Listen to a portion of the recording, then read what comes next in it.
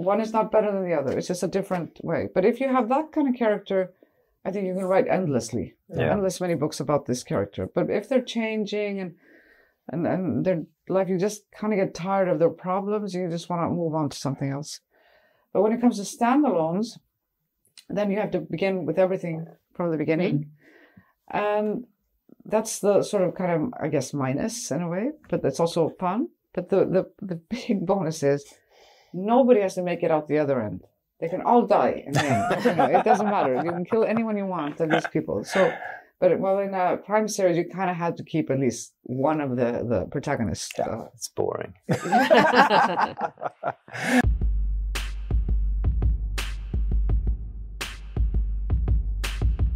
Hi, and welcome to Audiobook Club. My name is Peter. Beside me, I have my colleague, Peter. Today we have two guests. We know her from her books about Freyja and Huldar, and now also from Karólína Týr, all the way from Iceland. Welcome to Audiobook Club, Yrsa Sigurðardóttir. Thank you. Thank you. It's hard to pronounce. I think we're going to come into pronounce. You can call me Peter. Perfect. Simple. Yeah. So, and also we have Gunilla Leining, who had read some of the books. We tried to figure out how many, but some of them from the Freyja and Huldar series. Yes. Yep. So for those of our audience who might not know you, could you briefly introduce yourself? Yeah, yes. So I'm Yrsa Sigurðardóttir, and I am a writer of mostly crime, but also horror from Iceland. Children's books. And children's books, yes. So that's how I started, with children's books. And I've written one in the last couple of years as well. So, and I also, so I'm Icelandic, I live there. I'm also an engineer, work as an engineer. You read that. And yeah, so that's about it. Do you bring any of your civil engineering skills into the writing? I think some of it, yes. In the beginning, when I started writing, and I was writing children's books, my editor said, you have to stop describing rooms with measurements. Because I would say, you came into a room, there was 10 by, the height to the ceiling and things like that. So, but today, I think what helps me is not so much maybe the theory or anything about like that, but to be able to construct a complex crime or like a riddle kind of thing, because I work in construction mostly, and it is so complicated that planning a murder is nothing. It's very easy. I'm a computer engineer myself, and I think the logic thinking is a good thing. I don't write, but no, but in you know your what life, I mean. Yeah. Logic thinking is a good thing to have. Yeah. So we're both writers and we work in construction. Yes. Yes. I think we're going to start in your new series, Black Ice. In that series, we met Týr. That had connection to Sweden. It's Týr in Icelandic. Týr. Týr. So in Icelandic, Thor would be Thor. Yeah. But you have also Týr. Týr. Yeah, it's from the Norse gods. Yeah, Týr. Yeah. So yes, the problem in Iceland, I've written. I think that book was probably number 18 or 17 or something. Is that we don't have very many names because there's an official list of names that you can name your baby. Oh, okay. So you cannot name your baby Banana or you have to pick from the list. Or I think that we have many rules in Sweden, but we don't have. You can have. You can ask for special names. Yeah, you can do that also, but they usually say no. Okay. But they also have this for horses, so you have to name horses from a horse name list. How come? What's the reason? The reason is because Icelandic is like the language you need. There is this so the names change depending on where they are in the sentence, what you're saying, and so on. So they don't want names that don't fit into the system. And So you need to prove that someone in your way back in your family had this name, and that it fits into the Icelandic language grammar. And then, increasingly they are adding names, but it's tough. So when you've written crime books with so many characters each, you end up, what am I going to name this character? Some odd, weird name that nobody has used for 300 years. We're talking about named characters in the car when we went down, and it's hard in Sweden, but I think this is a new level. Yes, it's complicated. The way you describe it, it sounds like you have basically 5 names to choose from. No, it's a lot of names. It is a lot of names, but you don't want to name it somebody like that you know very well, your neighbor or something. So that takes away a lot of them. But the good thing about the list is that I can go into the list and I can say I need a name for a character, male, starts with an A, or and then I get the list of names with A. Because one of the things when you're writing with many, many characters, then you don't want... One of the good things this is like a tip for someone who's thinking of writing a crime novel. Don't make any name start with the same letter. No, because it makes true. it easier. And when it comes to audiobooks, it's even harder. Yes, because you don't see it. No. Yeah. And then it's more easy to remember who is who. Yeah. So back to Týr. Who is he? So Týr studied in Sweden. Yeah. He studied in Sweden. Yeah, I forgot about that. Yeah. So he's a policeman who has come to... He moved back from... Yeah, so he was a child in Iceland, and he moved with his parents who kind of took him in when his mother died. They are Icelandic, but they are doctors, and they go to Sweden to work there. And so he studies criminology, and then he wants to go back to Iceland and try to find his roots, kind of thing. And he's working for the police force there. So he's got a quite complex relation with his parents. Yes.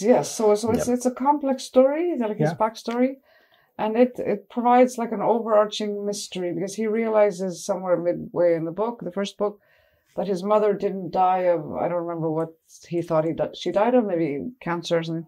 She was killed by his dad. Quite dark. Yeah, it's quite dark. Yeah. So that's sort of the overarching mystery in this 4-book series, Is it 4? It's only 4, yeah. And it's interesting because you've written horror novels as well. Yeah. And I've written both crime and horror. And I just listened to the first one in the series, and it's so... The influence from horror is so striking. It's, I like writing dark, but that was really grim. Oh, okay. And I mean that as a good thing. Yeah. No, I love horror. I like horror. And I don't know, what is it like to read horror in an audiobook? Well, it's, when you see a TV series, you can hold like this. But when you narrate, you have to go through it and take it into your system and just and I don't read no that's the one you read about Freyja and yes but I don't read the book from the beginning to the end before. I prepare myself with pronunciations and things like that with all the names and Icelandic names, but so I get the experience at the same time as I narrate, and as the listener also get the experience. It's and a lot of violence and dark stories, but the violence is there for a reason. And that is a big difference between good authors, really good. We talked about it at dinner yesterday. It could be even bloody and all these kind of things. But if there is violence for a reason, then it could be okay. Yes, and you have to understand the story, the setting, the plot, everything, and if you all problems and things in the society, you have to really describe it and go into it to feel it. So it's there for a reason, and sometimes the violence get more and more and bloodier and bloodier, and the level. Exploited. Yes, and that is, I mean, you feel it when it's not there for a reason. Yeah. It's also to do with maybe a little bit also like Scandinavian literature in general is realistic or like reality based, and murder is not nice. You know, it's not like I understand, and I absolutely admire also cozy crime when there's like a body just laying there in a dress in a library or something like this, but that's not really very realistic in a way, and so the trick is to it's never going to be cute, you know, or nice. No. But I have during these, I'm writing now book number 21, found that because you can become more acclimatized with being violent on the page. And when I wrote my 10th crime novel, I was just very tired because there are not that many ways to kill people. So I was tired of like stabbing and pushing off a cliff and drowning, and so I wanted to do something different. And that was the book with the vacuum cleaner murder. Oh yeah. And then the book after that, I was super angry because it was kind of based on or inspired by an actual case in Iceland where a child was very, very, very badly let down by the system. And I was so angry when I was writing it. It was like super violent. The murders were awful. And then after that, I realized, like, okay, what am I doing? You know, am I going to constantly always have to top myself in violence and awful ways of killing people? So I kind of like pulled up because you don't want to end up in the basement with like torture porn and So you have to keep an eye, you know, check on yourself so you don't go completely nuts in the violence. Yes. I think I listened to an interview a couple of years ago with Minette Walters, and she said that her mother had to start reading her books, and she said, "Oh, it's so violent. Why can't you write about a nice little murder?" and she said, "What is a nice little murder?" Yeah, if you put the pillow over an old lady, I think that's. But I don't think that you can write these kind of novels with nice little murders, because that's that's not. It's not your style. Not mine, no. But people can do it and make a successful book, and it's fine. But it's just I can't do that. No. And the nature and the environment in Iceland is a big part of your books or novels. I've never been to Iceland, but you can feel that you are in that environment. And if you take the last one, it's cold and That's also one thing, like the cold, and it's not done on purpose. But I realized that of the 20 crime novels I've written, very few, maybe 2, take place in the summer, and it's not on purpose. It just feels more crimey when it's dark and cold, and so nature. I think that's also comes kind of naturally. I think to most Icelandic writers, because it has such a big influence on our everyday life. Nature is where we get our electricity. It's where we get our heating. It's where we get the fish, you know, so it gives a lot, but it also takes a lot. So we have earthquakes, volcanoes, drownings. So the weather is changing many times a day. It's you're always aware that it's there, and nowhere in Iceland does it take you long to get out of the urban environment. To the nature. So it's just a part of somehow everyday life in a way. But do you have any connection to Sweden yourself? I do, yes, because my daughter was studying in Stockholm. So during COVID. So we would, because Iceland was a bit weird about COVID, like many places, and for a reason, you know, they were afraid and everything. So we would go to visit her every month to get rid of thinking about COVID all the time, and it was wonderful. Yeah. And I must say, I think the reason it worked here in Sweden is because everybody just followed the rules, kind of, you know, so nobody was pushing up against you. But we showed up the first time we went to visit her and we went to the grocery store and we had like masks and gloves, and people were looking at us like, "What? There must be a marathon." But so we took it off, and it was really nice. So we came very, very often, and also my agents are based in Stockholm. So but we really, really enjoyed coming here for the 2 years that she lived here. You written both series and standalone novels during the time. We talked a lot about series and how that, and it's popular, and it's popular by a reason and so on.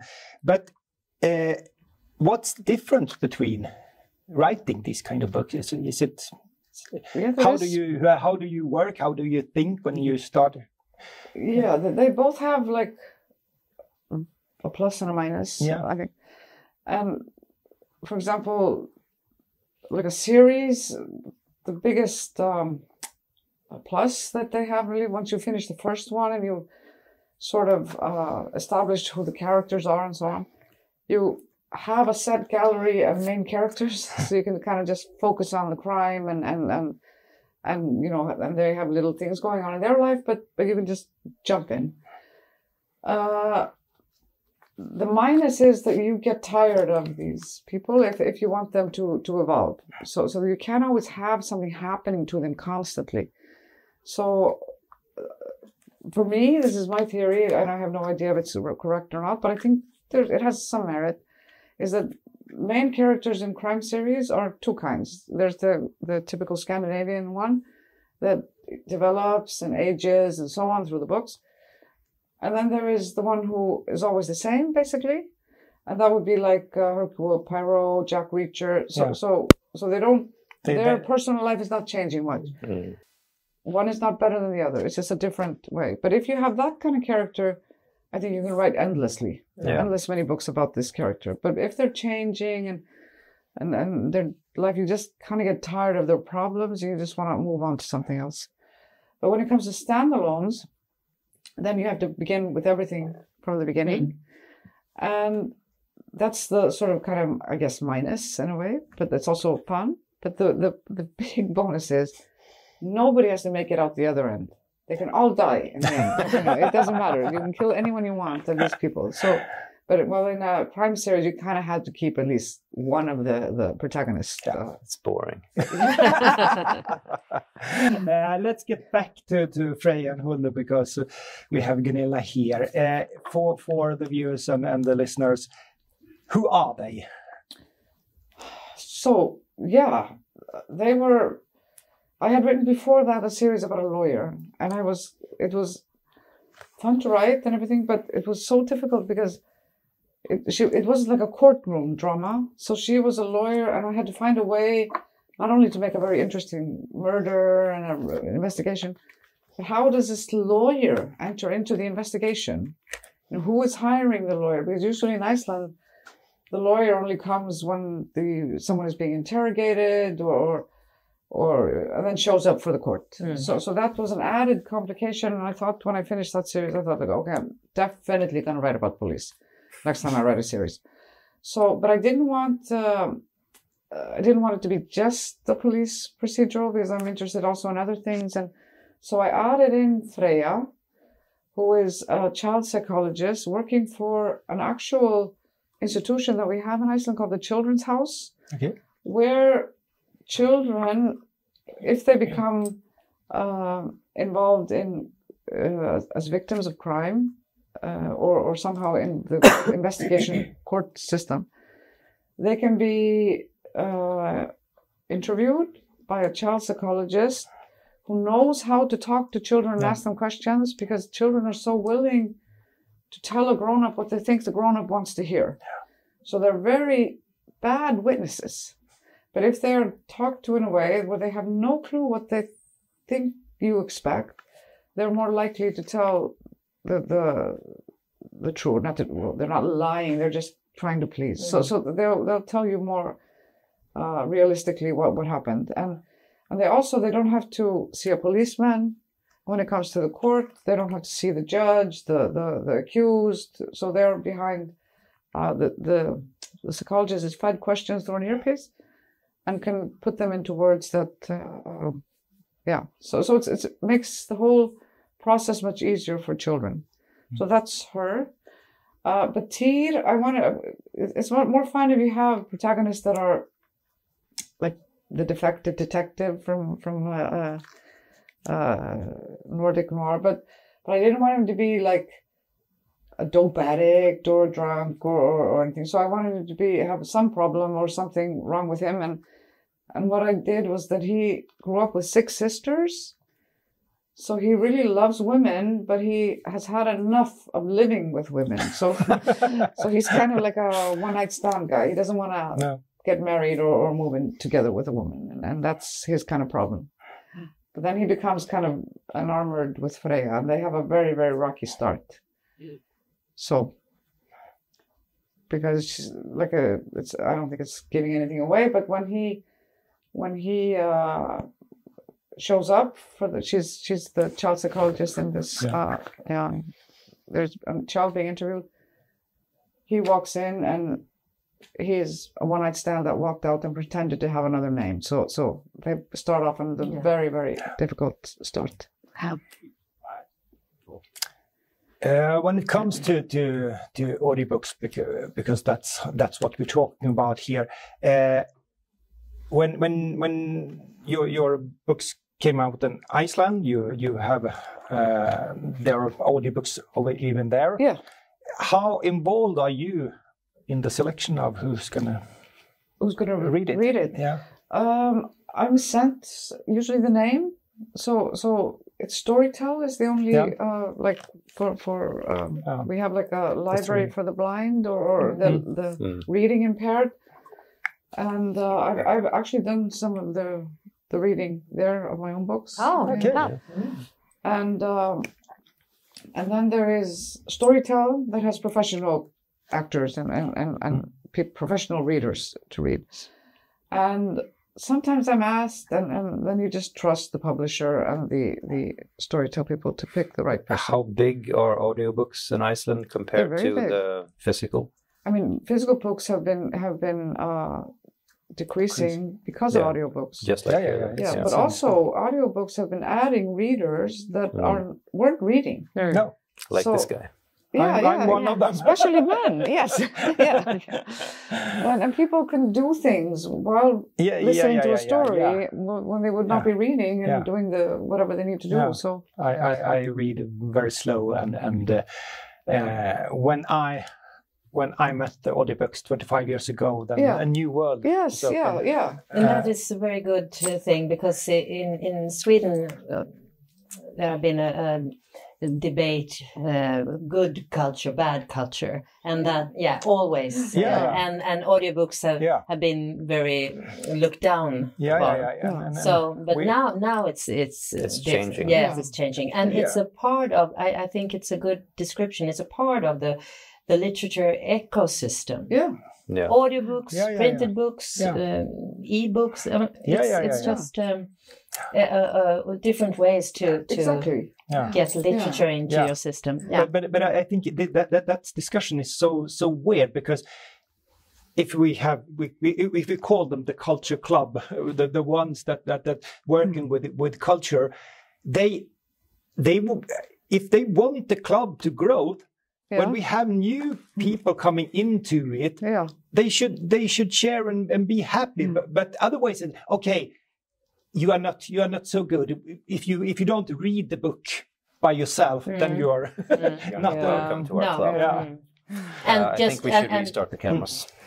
And that just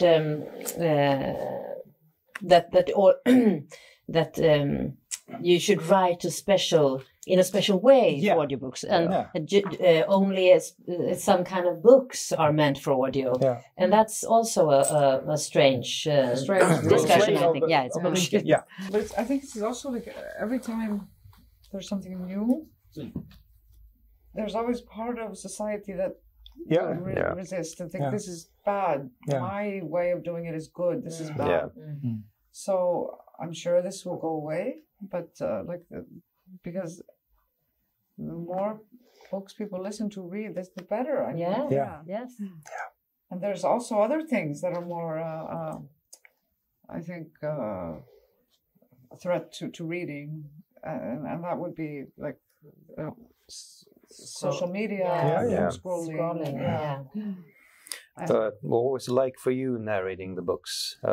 Biggest challenge, maybe the names? The names, yes. How did you attack that problem? The last time I think I had a big list. Yes, I did. The last two, I think I had lists. But I think this with Freyja as a child psychologist and with Huldar, it's a very good combination, and it brings another dimension to it, to the story, and how to and the cases, and so I think that's really good. And you're right. I mean you can feel the children's perspectives all the time. So, and I think, as I said before, the violence is there for a reason, and it's very well written, and so it's it's not really. I mean, it's not really in your face violence. It's more described what has happened, but it's still so dark that you feel it in your bones. Yes.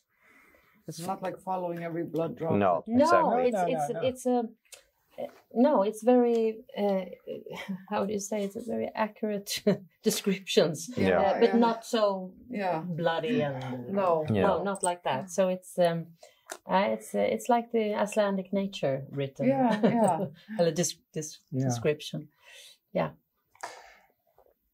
You have quite a lot of authors in Iceland. Yes. We listen and read a lot of them here in Sweden. Yeah. How is do you know all those, the community? Do you know them? You mentioned something about MCU, Marvel Cinematic Universe of Icelandic writers. Yeah, nobody took me up on it, so that kind of died. I thought it was great. So I said, like, because if I had finished then the Thora, the Huldar and Freyja series, and so I was kind of like, if anybody wants to use them, then go ahead. They're there waiting just to, enter something. And it was also just feeling weird because I was writing close to where Eva Björk, who writes from Akranes, I was writing a book very close. I thought, so ridiculous. Here I'm going to be inventing a new police team that didn't really play a big part, but so I spoke to her and asked her, is it okay if I just have them come into this? They're not going to be developed or anything, they're just showing up. And I just thought it was a good idea, because we tend to each have our own spot, Ragnar in the north and so on. So, but then nobody did anything with it. So, But they do make an appearance, Huldar and Freyja, and their boss in the series, the 4-book series. They show up like But so, but I do know most, if not all, Icelandic crime writers, and I'm very good friends with Ragnar Jónasson. And we, for example, run a festival together, Iceland's, I think, premier annual book festival. So so we're quite good friends. So there's no competition. Nobody's writing the same kind of thing. We're all doing our thing. What do you prefer, children's books or killing people? Children's books I love children's books, actually. And I had written 5, and they were all humor-based, kind of like storyline-driven. And after the 5, I was just... It's so hard to be funny all the time. It's funny is much harder than gruesome. Yeah. Because humor is like a walking on a tightrope. You can go over the top and it's not funny, or not be too funny enough, and it's very, very difficult. So I was just like, oh God, I want to write something not funny, and also for a grown-up audience where you can have themes and things that you don't put in a children's book. But when I did during COVID, I wrote another children's book, and it was just like going on writing vacation. It was just like writing. Nobody cared where this character was at 5 o'clock, or if there was DNA on the glass. And it was so much fun. And I'm going to be writing, I think, next year, the second one to that one. Yeah. So we'll see. Yeah. And you write children's books in the mornings and I wrote the children's book in the morning in this COVID period, and then I was killing people in the highlands of Iceland in the afternoon. But What because a it's day. so different, it was so different. There was no chance of anything sliding between. Just measurements of the rooms. Yeah. We have a gimmick in our podcast. Okay. Your daughter needs to know about Swedish fika, when you have coffee and something to eat more. Yes. And we want to give you what's called a massarin in Swedish. Okay. It's a, what is it? It's an almond tart. Yeah. Okay. It's sweet. You can have one, you don't have to eat it right now if you want to. Yes, can. you But do. it said murder cake, but it says Mortex. And that's all she took from the interview. The murder cake. Yeah, the murder You cake. can try it if you want to. don't. And it has almonds. Yeah. Yes. Arsenic.